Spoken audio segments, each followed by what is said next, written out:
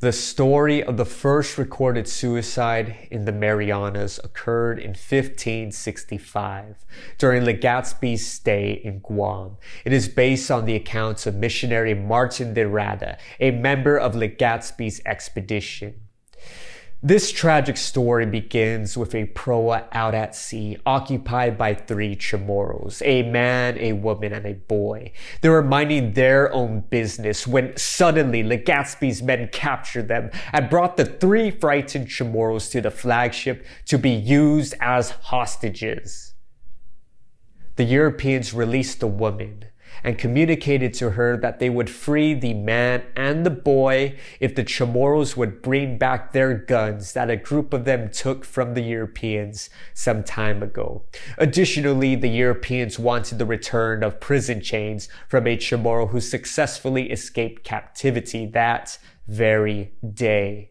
She received the message and went back to shore, only to never return. The following day, the general planned to release the man and the boy, despite not receiving their guns and the prison chains back. And it is when the Europeans went to retrieve the 2 Chamorros that tragedy began.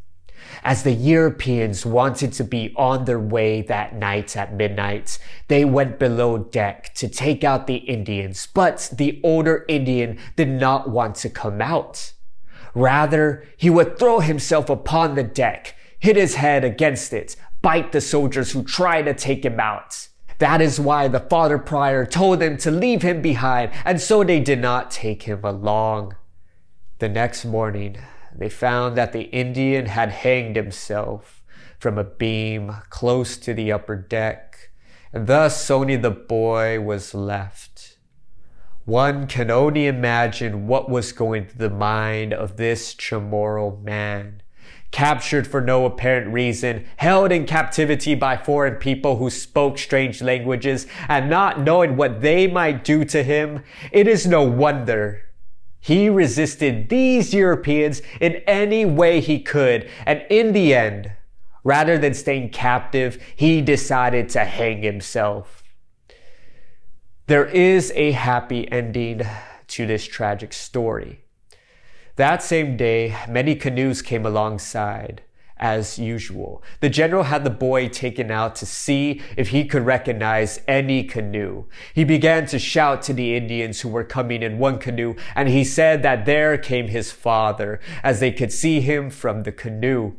The general asked him by sign language if he wanted to go with his father, that he would let him go. The boy started to cry. The general told him not to cry, and then ordered that he be given some linen breeches, a bonnet, a comb, and some beads. As the boy understood that they wanted to release him, he kept on clinging to the general's feet and kissing them many times.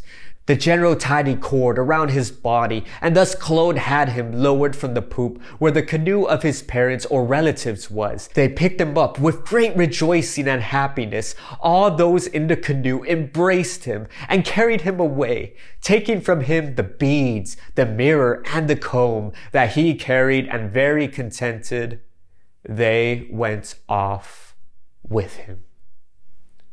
Sedus Masi for watching. Wahusipulan. Esta.